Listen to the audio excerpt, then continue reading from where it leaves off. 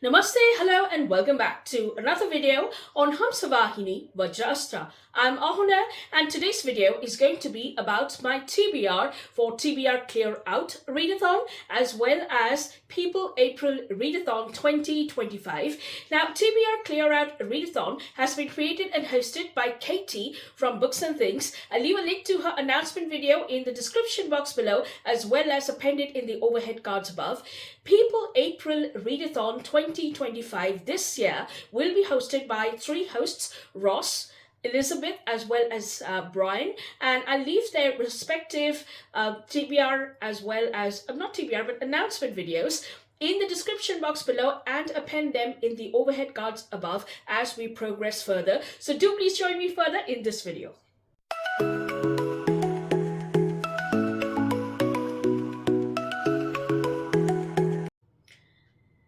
So there are two prompts for PeopleApril Readathon as well as a few prompts for TBR Clear Out. Now I won't be mentioning the prompts over here, but I'll just be mentioning about the books that I'm about to read, which is quite a stack. I actually decided to read a bulk of my non-fiction or pending non-fiction.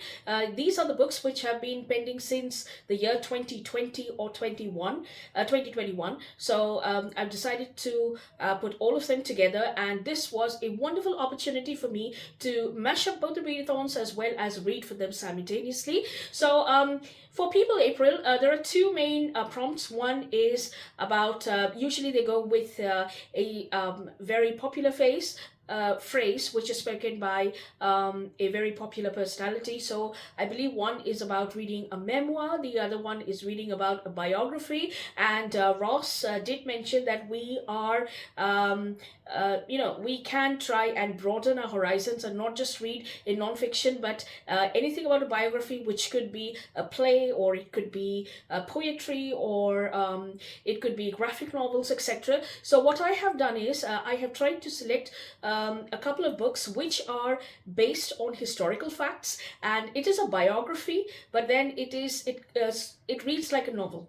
So I hope that is acceptable because it's actually a biographical novel which is reimagined. So let me just get to the books. My stack is over here. So the first book that I'll be reading is Gautam Buddha's The Life and the Teachings of the Awakened One by Vishvapani Blomfield. Now, this is not the usual biographies that we see about Gautam Buddha. So this is about the time in which Gautam Buddha existed, the way life proceeded, and the fact that Gautam Buddha was growing up in times where the Vedic Aryan society was intermingling with the local communities over there, and Gautam Buddha actually belonged to one of the aristocrats who were from the agricultural community, and his community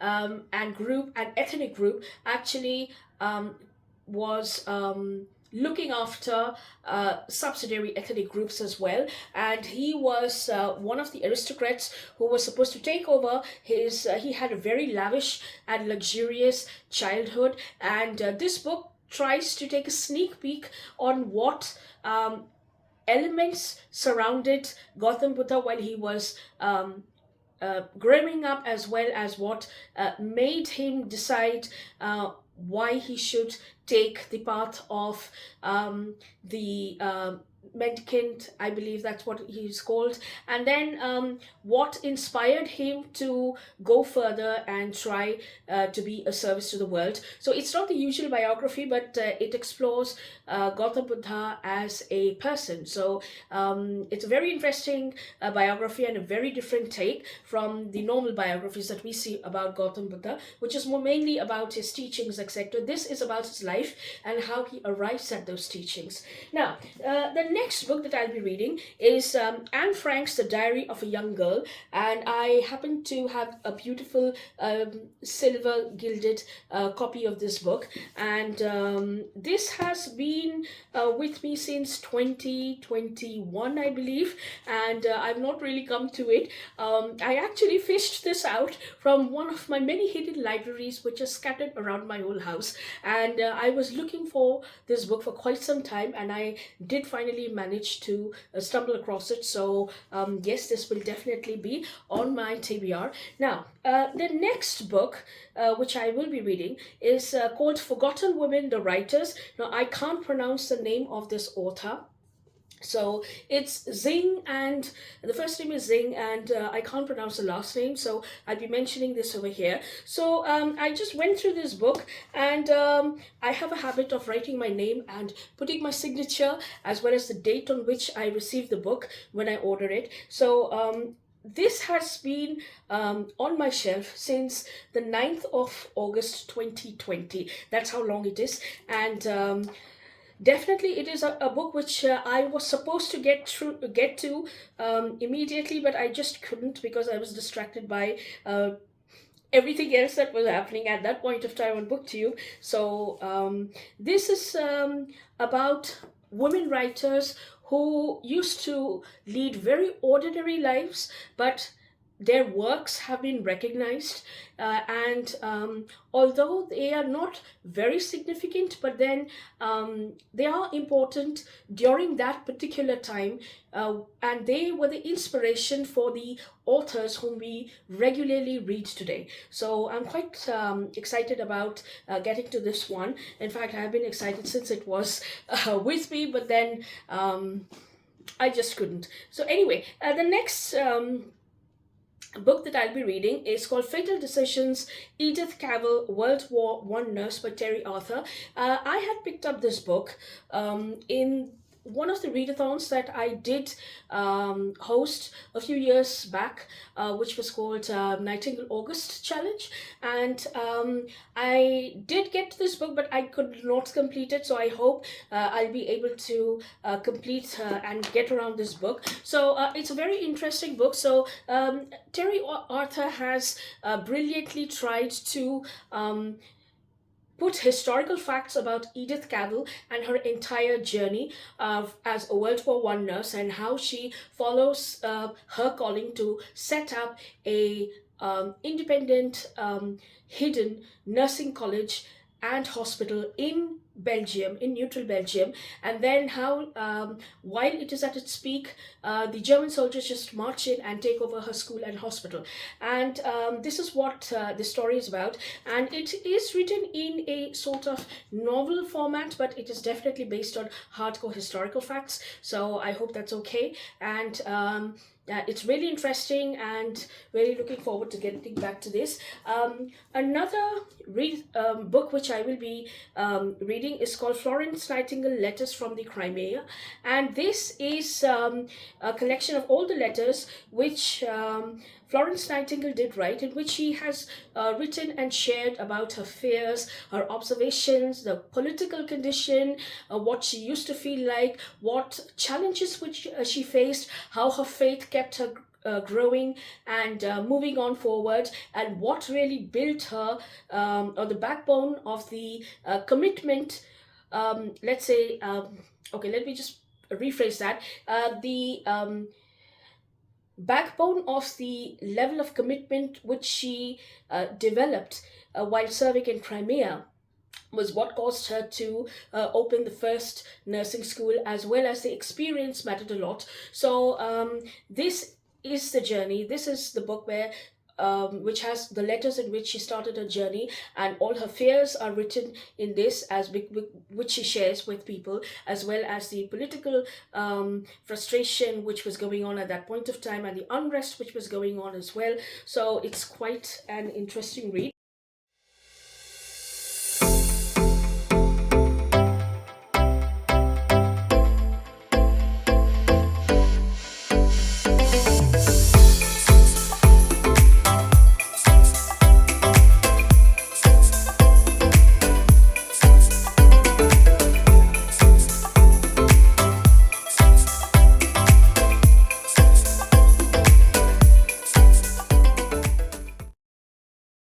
last book which I'll be reading.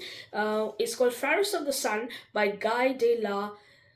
I'm not too sure how to pronounce this name, but yes, I'll be mentioning that over here. So Pharoahs of the Sun is about the entire legacy of pharaohs who ruled during a part of Egyptian history, and the corruption that they faced, the ruins that they had to manage, and the conspiracies which they had to face with regards to the priesthood, because the priesthood was trying to extract, in the name of God, they were trying to extract, or in the name of their the Egyptian pantheon gods, they were trying to extract as much as they can from the royal family, and the rebellion which I think the name of the pharaoh was Akhenaten, and he caused an entire rebellion to stop this heresy in the name of the divine and in the name of faith.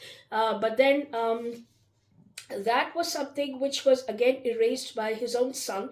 And in fact, I did purchased this book recently, and it's one of my most recent purchases, and I was inspired by another book which was called The Mars Conspiracy, which I did read, and this is based on historical facts, and most of the historical facts are from this particular book. So this is about the rebel king Akhenaten, and how his son kills him, and what was the extraterrestrial connection between the Egyptian pharaohs as well as the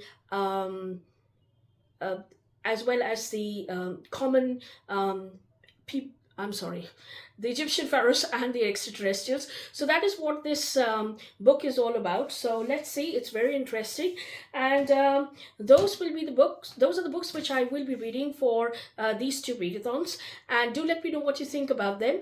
And with that, I will be wrapping up this video. I will see you soon next week with another video. Do leave a comment on what you think about these books in the comment section below. I would love to hear from you, and I'll see you next week with another video. So till then, take care, have a good reading week ahead, and namaste.